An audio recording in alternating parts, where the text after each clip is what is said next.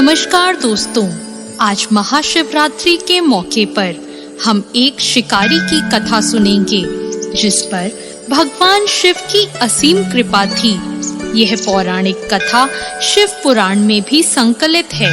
किसी जंगल में गुरु ध्रुव नाम का एक शिकारी रहता था जो जंगली जानवरों का शिकार करता और उसी से अपने परिवार का भरण पोषण किया करता। एक बार शिवरात्रि के दिन जब वह शिकार करने के लिए निकला तो संयोगवश पूरे दिन खोजने के बाद भी उसे कोई शिकार न मिल सका। उसके बच्चे, पत्नी, माता-पिता को भूखा रहना पड़ेगा, इस बात से वो चिंतित हो गया और सूर्यास्त होने पर वह एक जलाशय के पास गया और वहां घाट के किनारे एक पेड़ पर थोड़ा सा पीने के लिए जल लेकर चढ़ गया, क्योंकि उसे पूरी उम्मीद थी कि कोई ना कोई जानवर अपनी प्यास बुझाने के लिए वहां जरूर आएगा। वह पेड़ एक बेलपत्र का पेड़ था और उसी पेड़ के नीचे एक शिवलिंग भी था जो सूखे बेलपत्रों से ढके होने के कारण दिखाई नहीं दे रहा था। रात का पहला पहर बीतने से पहले एक हिरनी वहां पर पानी पीने के लिए आई। उसे देखते ही शिकारी ने अपने धनुष पर बाण साधा। ऐसा करने में उसके हाथ के धक्के से कुछ पत्ते एवं जल की कुछ बूंदें नीचे बने शिवलिंग पर जा गिरी और अनजाने में ही सही शिकारी की पहले पहर की पूजा हो गई। हिरनी ने जब पत्तों की खड़खड़ाहट सुनी तो घबराकर ऊपर की ओर देखा और भयभीत होकर शिकारी से कांपते हुए स्वर में बोली, मुझे मत मारो। शिकारी ने कहा, मैं और मेरा पूरा परिवार भूखा है, इसलिए मैं तुम्हें नहीं छोड़ सकता। हिरनी ने वादा किया कि वह अपने बच्चों को अपने स्वामी को सौंपकर वापस यहाँ लौट आएगी, तब वह उसका शिकार कर ले। शिकारी को उसकी बात पर विश्वास नहीं हो रहा था। उसने फिर शिकारी को यह कहते हुए अपनी बात पर भरोसा करवाया कि जैसे सत्य पर ही धरती टिकी है, समुद्र हमेशा मर्यादा में रहता है और झरनों से जल धाराएं गिरा करती हैं, वैसे ही वह भी सत्य बोल रही है। क्रूर होने के बावजूद भी शिकारी को उस पर दया आ गई और शिकारी ने कहा, जल्दी लौटना। ऐसा कहकर उसने हिरनी को जाने दिया। थोड़ी देर बाद ही एक और हिरनी वहां पानी पीने आई। शिकारी सावधान हो गया, तीर साधने लगा और ऐसा करते हुए उसके हाथ के धक्के से फिर से पहले की तरह ही थोड़ा सा जल और कुछ बेलपत्र नीचे शिवलिंग पर जा गिरे और अनायास ही शिकारी की दूसरे पहर की पूजा भी हो गई। इस हिरनी ने भी भयभीत होकर शिकारी से जीवन दान की याचना की, लेकिन इस बार शिकारी ने इसे अस्वीकार कर दिया। हिरनी ने उसे आश्वासन दिया कि वह लौट कर आएगी।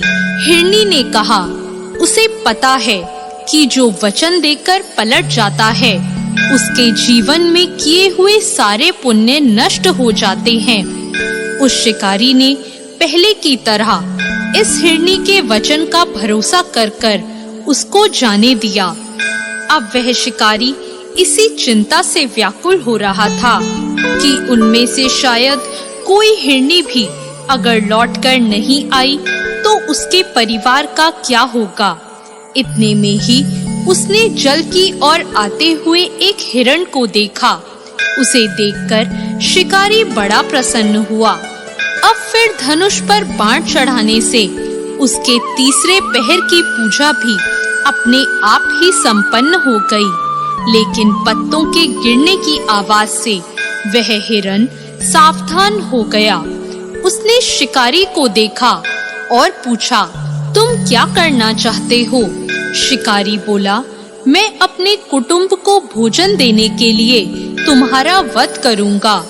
वह हिरन प्रसन्न होकर कहने लगा, मैं धन्य हूँ कि मेरा यह शरीर किसी के काम आएगा। परोपकार से मेरा जीवन सफल हो जाएगा।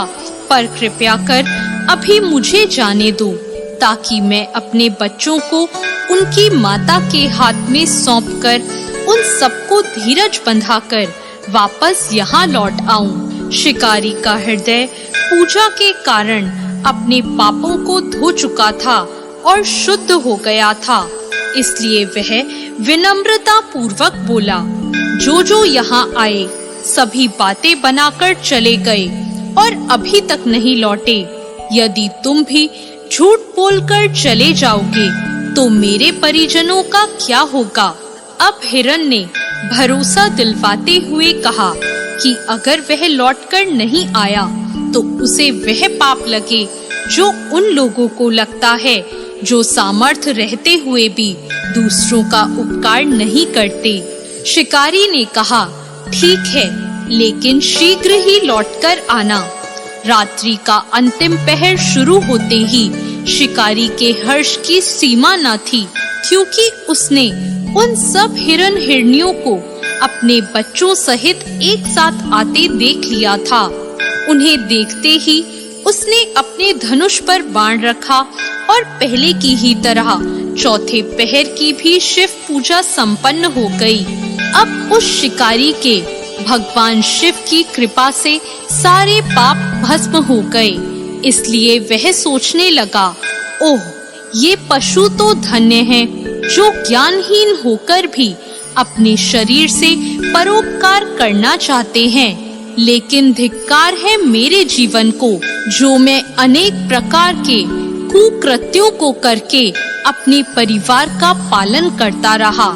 अब वह अपना बाण रोक लेता है और सभी मृगों से कहता है, आप सभी धन्य हैं और आप सभी वापस चले जाएं। उसके ऐसा करने पर भगवान शंकर प्रसन्न हो जाते हैं और तत्काल ही उसे दिव्य स्वरूप का दर्शन करवाते हैं और उसे सुख समृद्धि का वरदान देकर गुहु नाम प्रदान करते हैं। मित्रों, यही वह गुहु था जिसके साथ भगवान श्री राम ने मित्रता की थी।